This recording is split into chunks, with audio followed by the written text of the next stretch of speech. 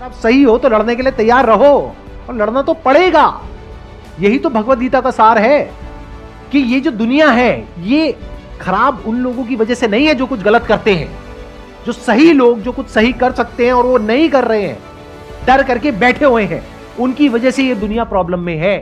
हम सब एक ऐसी दुनिया में रह रहे हैं जहां अपनी जीत और अपने हक के लिए लड़ना बहुत ज़रूरी है, और हर लड़ाई का एक अपना नियम होता है। और आज इस वीडियो में मैं आपको दुनिया से लड़ने की वो 4 नियम बताने वाला हूं जो आपके बहुत काम आने वाले हैं। तो पहला नियम है, मूर्ख दिखो पर समझदार बनो। देखो, आप में से कोई भी ये नहीं चाहेगा कि सामने वाला आपसे ज़्यादा बुद्धिमान हो, आपसे ज़्यादा चालाक दिखे, पर इस नियम की यही तो खासियत है कि इसमें आपको सामने वाले से ज़्यादा मूर्ख दिखना होता है। इससे आपका जो दुश्मन होता है वो आपको बहुत ज़्यादा कमज़ोर समझने लगता है, और जब उसे इस बात का विश्वास हो जाता है कि आप उससे बहुत ज़्यादा कमज़ोर हो, मूर्ख हो, तो वो आप पर हमला नहीं करता है। पर उसे क्या पता होगा कि आपका मूर्ख दिखना बस एक चाल थी। तो कभी भी किसी को भी ये एहसास मत होने देना कि आप बुद्धि के मामले में उनसे ज़्यादा बड़े हो, उनसे ज़्यादा तेज हो। शांति के साथ अपनी बारी का इंतजार करना और सही समय आने पर अपनी बुद्धि का इस्तेमाल करना। दूसरा नियम है, जितनी ज़रूरत है उससे भी कम बोलो। इस नियम को मैं आपको एक कहानी सुनाकर समझाना चाहता हूँ। तो होता यह है कि 1944 में एक बिजनेसमैन माइकल अर्लेन न्यूयॉर्क के एक मशहूर होटल में रुके हुए थे, जहाँ उनकी मुलाकात सैम गोल्डविन नाम के इंसान से होती है, जिसने उन्हें उसी होटल को खरीदने की सलाह दी, क्योंकि वो उस होटल के 50% शेयर्स का मालिक था और वो अपने शेयर्स को किसी भी तरह से बेचना चाहता था।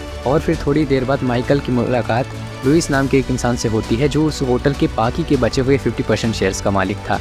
लुइस ने माइकल अर्लेन से पूछा कि आप भविष्य के बारे में क्या सोचते हो। यहाँ पर कोई दूसरा इंसान होता तो वो बड़ी बड़ी बातें करने लगता है जिससे सामने वाला इंप्रेस हो जाए, पर माइकल ने कहा, मैं अभी सैम से बात करके आ रहा हूँ। ये जवाब लुइस ने बिल्कुल भी नहीं सोचा था। फिर लुइस ने माइकल अर्लेन से एक और सवाल पूछा कि तुम्हें सैम गोल्डविन ने कितने रुपयों का प्रस्ताव दिया। माइकल अर्लेन ने फिर ज़रूरत से कम बोलते हुए कहा कि मुझे जमा नहीं, पर असलियत में किसी भी तरह के पैसों की बात तो हुई ही नहीं थी। माइकल की ज़रूरत से भी कम बोलने पर लुइस अंदर से घबरा गया। उसे ये लगने लगा कि मार्केट में मेरे शेयर्स की कीमत बहुत कम हो रही है और मुझे इसे बेच देना चाहिए। तो उसने अपने शेयर्स को आधी से भी कम कीमत पर माइकल अर्लेन को बेचने का प्रस्ताव दिया, और माइकल ने अपने दिमाग को शांत रखते हुए अपनी बुद्धि का इस्तेमाल किया और उस ऑफर को एक्सेप्ट कर लिया। तो मोरल ऑफ द स्टोरी ये थी कि अगर आप अपने शब्दों को अपने कंट्रोल में रखते हो, जितनी ज़रूरत है उससे भी कम बोलते हो, तो आपके दिमाग में क्या चल रहा है वो सामने वाला कभी समझ नहीं पाता है, और वो कोई ना कोई ऐसी गलती जरूर कर बैठता है जिसका फायदा आप उठा सकते हो। तीसरा नियम है, दूसरे लोगों को आप अपने ऊपर निर्भर कर दो। आपको ऐसा बनना है कि दूसरे लोगों को आपकी बार बार जरूरत पड़ती रहे, तभी लोग आपकी वैल्यू करेंगे। अगर लोगों को आपकी जरूरत पड़ेगी ही नहीं तो वो आपको याद ही नहीं रखेंगे। तो कोई एक ऐसी स्किल डेवलप कर लो जो किसी दूसरे के लिए सीख पाना आसान ना हो। और अगर किसी इंसान को तुम्हारी बार बार जरूरत पड़ने वाली है तो वो तुमसे सपने में भी कभी दुश्मनी करने की सोचेगा भी नहीं। तो अब आते हैं चौथे नियम की तरफ। चौथा नियम है, बेइज्जती सहना सीखो। हम सभी अपनी बेइज्जती से बहुत डरते हैं। रोड पर चलते वक्त, किसी पार्टी में या स्कूल या कॉलेज में हमारी बेइज्जती ना हो जाए, हम इस बात का खास ख्याल रखते हैं। और ये बात सच है कि आप जिस चीज़ से जितना डरोगे वो चीज़ आपको उतना ही डराएगी।